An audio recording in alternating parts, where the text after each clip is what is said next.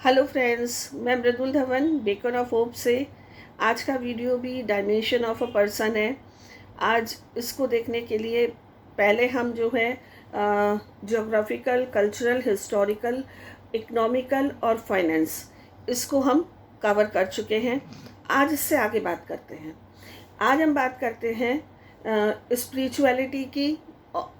Spirituality को लोग कई बारी धर्म से, पंथ से, संप्रदाय से जुड़ते हैं। स्पिरिचुअलिटी इससे बहुत अलग है। स्पिरिचुअलिटी का मतलब है कि आप ईश्वर से जुड़ पा रहे हैं थ्रू द सोशल, क्या कहना चाहिए, सोशल वेलफेयर करते हुए। इसका आपका किसी पंथ, संप्रदाय या धर्म से कुछ लेना देना नहीं है। आप अगर दूसरों के लिए अच्छी भावनाएं रखते हैं, अपने लिए अच्छी भावनाएं रखते हैं, दूसरों के लिए अच्छा करते हैं, सोचते हैं, तो आप स्पिरिचुअल माने जा सकते हैं। स्पिरिचुअलिटी हमारे थिंकिंग को बनाती भी है और कई बारी बिगाड़ती भी है। अब आप लोगों के लिए क्या करते हैं, क्या कर सकते हैं? सबसे पहली चीज़ जो आप कर सकते हैं वो ये है कि मान लीजिए पैसा नहीं है, स्थितियाँ नहीं हैं, लेकिन आपके पास भावनाएं हैं ना, विचार हैं, आप कभी भी किसी के लिए कुछ बुरा ना सोचें। कहते हैं दान करना चाहिए। दान करने के लिए धन की आवश्यकता होती है, और अगर धन नहीं है तो आप अच्छी भावनाओं का दान करिए, अच्छे विचारों का दान करिए। जो कुछ आप दूसरों को दे सकते हैं वो दीजिए, बिना ये सोचे और समझे हुए कि मेरे को रिटर्न में क्या मिलने वाला है। रिटर्न में जो आपके भाग्य का होगा या जो आप जिसको डिज़र्व करते होंगे वो आपको ज़रूर मिल जाएगा, लेकिन आप अपना एफर्ट करिए। ठीक है। अब और ये चीज़ केवल इंसानों के लिए नहीं, आप जानवर, पशु पक्षी, पेड़ पौधे, अपने आसपास की जो भी चीज़ें हैं सबके लिए रखिए। ठीक है। स्पिरिचुअलिटी के बाद नेक्स्ट जो हम कवर करेंगे वो होगा आपका पॉलिटिकल। अब पॉलिटिकल क्यों? पॉलिटिकल एस्पेक्ट को लोग, या पॉलिटिकल फैक्टर को लोग बहुत इम्पोर्टेंस नहीं देते या भागते हैं, कह सकती हूँ कि उस पर बात नहीं करना चाहते। कारण क्या है वो तो वही ज़्यादा बेटर बता सकते होंगे, लेकिन एक्चुअली किसी भी कंट्री की पॉलिटिकल कंडीशन और सिचुएशन उस देश के रहने वाले लोगों पे इफ़ेक्ट करती ही करती है, चाहे वो कुछ भी कर रहे हों। वो चाहे वर्किंग हो, नॉन वर्किंग हो, गवर्नमेंट जॉब सेक्टर में हो, प्राइवेट सेक्टर में हो, अपना कुछ काम करते हो, बिजनेस करते हो, लिखते पढ़ते हो, कुछ भी हो वो, अगर वो उस कंट्री के सिटीज़न हैं, तो जिस कंट्री के सिटीज़न हैं उस कंट्री की जो पॉलिटिकल सिचुएशन है वो इंडिविजुअल को इफ़ेक्ट करेगी ही करेगी। गवर्नमेंट की पॉलिसीज़ चेंज हो जाएं, रिजीम चेंज हो जाए, जो नई पॉलिसीज़ आ रही हैं, नई पॉलिसीज़ दिखाई दे रही हैं, बन रही हैं, या पिछली थी वो इम्प्लीमेंट नहीं हो पा रही हैं, वो सारी चीज़ें इफ़ेक्ट करती हैं इंडिविजुअल की लाइफ को। हमारे को जो भी इंफ्रास्ट्रक्चर मिलता है वो सारा का सारा गवर्नमेंट के थ्रू मिलता है, हम नहीं बनाते उसको। ट्रांसपोर्टेशन वगैरह हो गया, सड़कें हो गई, बिजली, पानी, ये सारी फैसिलिटीज़ हो गई, सीवरेज हो गई, रोड्स हो गई, ये सारी चीज़ें हमें गवर्नमेंट से अवेलेबल होती हैं। डिफरेंट टाइप ऑफ टैक्सेस हमको देने होते हैं, वो हम देते हैं। ठीक है। उसका यूज़ कैसा हो रहा है, यूज़ हो रहा है, मिसयूज़ हो रहा है, बेनिफिशरी जिन लोगों को बेनिफिट दिया जा रहा है वो एक्चुअली बेनिफिशरी हैं भी या नहीं, ये सारी चीज़ें जो हैं ये एक पॉलिटिकल सिनेरियो को बताती हैं। इसको हम अवॉइड नहीं कर सकते, और मैं कहूँगी कि हमें अवॉइड नहीं करना चाहिए। हमें इसके लिए अवेयर होना चाहिए, अलर्ट होना चाहिए। As a citizen of a country अपना वोटिंग राइट को यूज़ करना चाहिए, उसके अलावा हमें कोशिश ये करनी चाहिए कि जो चीज़ें सोसाइटी में ऐसी हैं जिनको नहीं होना चाहिए, उसके बारे में हम गवर्नमेंट से बात करें डायरेक्ट। आंदोलन वंदोलन नहीं, डायरेक्ट बात करें। ठीक है, तो ये हुआ पॉलिटिक्स मेरे अकॉर्डिंग। मतलब मैं इसको जहाँ तक समझती हूँ इसी तरह से समझती हूँ। बाकी अच्छे और बुरे लोग सब जगह पर हैं। अच्छे और बुरे, नेचुरल सी बात है कि हमारी ही सोसाइटी से निकले हुए लोग नेता भी बनते हैं और कॉरपोरेट वर्ल्ड में भी जाते हैं और दूसरी जगहों पे भी जाते हैं। तो सब जगह जब अच्छे और बुरे लोग होते हैं तो नेचुरल सी बात है कि पॉलिटिक्स में भी होंगे ही। तो हमें ये देखना है कि कौन लोग ऐसे हैं जो जनता का काम ज़्यादा बेटर तरीके से करते हैं और कर सकते हैं। ठीक है, तो उसके ऊपर हमें कंसंट्रेट करना चाहिए। बुराई भलाई किसी की करने की कोई ज़रूरत नहीं है, उससे हमें कोई फ़ायदा होने वाला नहीं है। आगे बढ़े अगर, तो नेक्स्ट आता है सोशल। सोशल या सोसाइटी, जहाँ को भी, जिस जगह को भी हम बिलोंग करते हैं, इसको छोटे से छोटे लेवल पे अगर देखने के लिए जाएंगे तो ये फैमिली को इसमें ऐड नहीं कर रही हूँ मैं।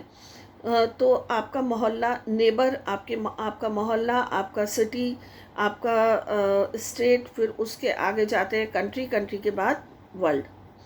ठीक है, तो जिस सोसाइटी हमें बहुत इफ़ेक्ट करती है, जिस जगह पे हम रहते हैं, जिन लोगों के बीच में हम उठते बैठते हैं, हमारा फ्रेंड सर्किल कौन सा है, हमारे नेबर कैसे हैं, उन लोगों की थिंकिंग किस टाइप की है, वो लोग किस तरीके से चीज़ों को देखते हैं, उन लोगों का एटीट्यूड किस तरीके का होता है, ये हमें इफ़ेक्ट करता है। ठीक है, और उस टाइम और भी ज़्यादा करता है जब हमारे कॉन्सेप्ट क्लियर नहीं होते हैं। कोई अगर बड़ा मैच्योर पर्सन है तो उसके ऊपर सोसाइटी उतना ज़्यादा इफ़ेक्ट नहीं करेगी जितना एक बहुत छोटे बच्चे, 2-3 साल के बच्चे पे करेगी। कारण उसका, छोटे बच्चे की अभी कॉन्सेप्ट क्लियर नहीं है, उसका वैल्यू सिस्टम बना नहीं है। ठीक है, उसकी जो प्रोसेस है वो चल रही है अभी। ठीक है, वो अभी लर्निंग फेज में है, अभी उसका मैन्युफैक्चरिंग चल रहा है। ठीक है, तो उस कंडीशन में उसके ऊपर ज़्यादा इफ़ेक्ट करेगी बनिस्बत उनके जो एडल्ट हैं, जो जो जानते हैं, चीज़ों को समझते हैं, उनके कॉन्सेप्ट क्लियर हैं, वो चीज़ों को ठीक तरीके से एनालाइज कर सकते हैं। ठीक है, फिर उसके बाद नेक्स्ट, सोसाइटी को हम किस तरीके से हेल्प कर सकते हैं। सोसाइटी को हम हेल्प कर सकते हैं अगर हम अपने आसपास के अगर बच्चे हैं तो उनको हम एजुकेट कर सकते हैं। तो अगर हम किसी नीडी को मनी से, जो हमारे पुराने कपड़े, पुराने कॉपी किताबें या ऐसी चीज़ें जो हम नहीं यूज़ कर रहे हैं, उनको हम डोनेट कर दें। उसके अलावा हम ये भी कर सकते हैं कि हम हर महीने कुछ तय कर लें कि इतना पर्टिकुलर अमाउंट हम अपनी सोसाइटी के बेनिफिट के लिए खर्च करेंगे। ठीक है, वो कुछ भी हो सकता है, हमारे अपनी जो स्थिति है उसको देखते हुए। और वो पैसे के अलावा टाइम भी हो सकता है कि हम ओल्ड एज होम में चले गए, वहाँ पे लोगों के साथ में हमने टाइम स्पेंड किया, या बच्चों के साथ में हमने टाइम स्पेंड किया, उनको स्टोरीज सुनाई, उनके साथ खेले, तो वो भी हो सकता है। ज़रूरी नहीं है मनी ही केवल हम खर्च करेंगे तभी काम बनेगा। अपने सोसाइटी के जो लोग हैं उनसे इंटरेक्शन हम बना करके रखें, उनके साथ में टाइम स्पेंड करें, उनकी बातें सुने, समझें और एक सार्थक चर्चा करते रहें। इससे फ़ायदा क्या होता है, जब हम सोसाइटी से जुड़े होते हैं तो बहुत सारी तो नई चीज़ें पता लगती हैं हमको, एक तो। दूसरा, साथ में ये भी होता है कि एक जुड़ाव या कनेक्टिविटी जो बनती है दूसरों के साथ में, तो अपने एग्जिस्टेंस पे कुछ प्राउड फील होने लगता है। एक जो लोनलीनेस की फीलिंग आ जाती है वो रिड्यूस हो जाती है, कई बार ख़त्म हो जाती है। तो जुड़ के रहिए, कनेक्ट रहिए। उसके अलावा नेक्स्ट आएगा आपका फैमिली। फैमिली मेरे हिसाब से द मोस्ट इम्पोर्टेंट इंस्टीट्यूशन है हमारे कल्चर में, जो किसी भी पर्सन को बनाती है। ये एक ऐसा डायमेंशन है जो इंडियन सोसाइटी को इंडियन सोसाइटी बनाता है। जब बच्चा बहुत छोटा होता है उस टाइम से लेकर के जब वो बहुत बड़ा तक हो जाता है, मतलब एडल्ट भी हो जाता है, उसके बाद भी उसके दिमाग में कुछ चीज़ों के लिए रहता है कि अगर पापा को पता चल गया तो, अगर मम्मी ने देख लिया तो, ठीक है। क्यों? क्योंकि फैमिली ने ऐसे वैल्यू सिस्टम, ऐसे संस्कार बच्चे को दिए हैं बचपन से, जिनको वो बड़े होने के बाद भी छोड़ नहीं सकता। तो ये इफ़ेक्ट, इस छोटे से एग्जाम्पल से आप समझ सकते हैं कि फैमिली का कितना इफ़ेक्ट होता है। वहीं से हैबिट्स पड़ती हैं, वहीं से लाइफ स्टाइल बनती है, वहीं से दूसरों के साथ में किस तरीके से बिहेव करना है, शेयर कैसे करना है, केयर कैसे करना है। और अगर जॉइंट फैमिली है तो जॉइंट फैमिली के साथ में तो और भी बहुत सारे बेनिफिट होते हैं, और भी बहुत सारी चीज़ें एक पर्सन को मिलती हैं जो अकेले जब हम रहते हैं, न्यूक्लियर होते हैं, तो हमें नहीं मिल पाती हैं। ठीक है।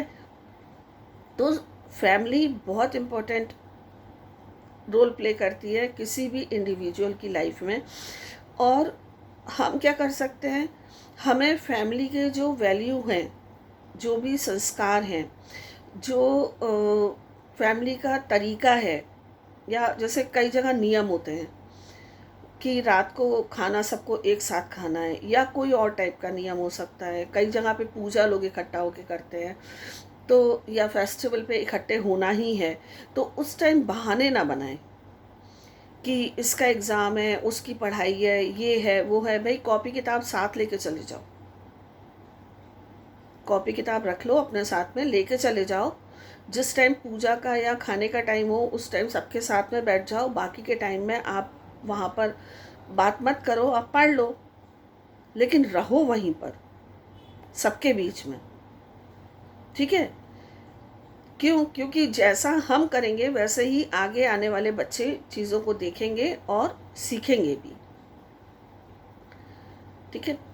नेक्स्ट जो आएगा फैमिली के बाद में, वो आएगा आपका करियर या जॉब। जॉब और करियर में डिफरेंस थोड़ा सा होता है। जॉब का मतलब है कि हम अर्न कर रहे हैं 10 to 5 का, या जो भी हमारी जॉब है उसके अकॉर्डिंग हमने काम किया, उसके बाद हम अपना आराम से टाइम स्पेंड कर रहे हैं, कुछ टीवी देख रहे हैं या कुछ और कर रहे हैं। लेकिन जब भी हम करियर के बारे में बात करते हैं तो करियर का मतलब है कुछ सीखना और सिखाना। जो स्किल हमारे को नहीं आती है उसको जब हम अपना काम करते करते प्रोफेशनल लाइफ में लर्न करते हैं तो वो हमारे कैरियर में कन्वर्ट होती है। जब हम दूसरों को सिखाते हैं वो भी हमारे कैरियर में ऐड ऑन होता है। ठीक है। कुछ नए प्रोजेक्ट्स करते हैं या कुछ नया सीखते हैं, जैसे कंप्यूटर हो गया या कोई कंप्यूटर की लैंग्वेज हो गई या कुछ और ऐसा जो हमें पहले नहीं आता था, लेकिन हम अपने प्रोफेशन में आगे बढ़ना चाहते हैं इसलिए हम सीख रहे हैं। ठीक है। उससे हमारी जॉब नहीं बढ़, सैलरी नहीं बढ़ जाती, लेकिन हाँ हमारे अंदर स्किल बढ़ती है। तो ये हमें बहुत बेनिफिट देता है। सीखते टाइम खुद को इरिटेट ना करें, ये ना सोचें कि ये एक और मुसीबत आ गई, लो अब इसको भी करो।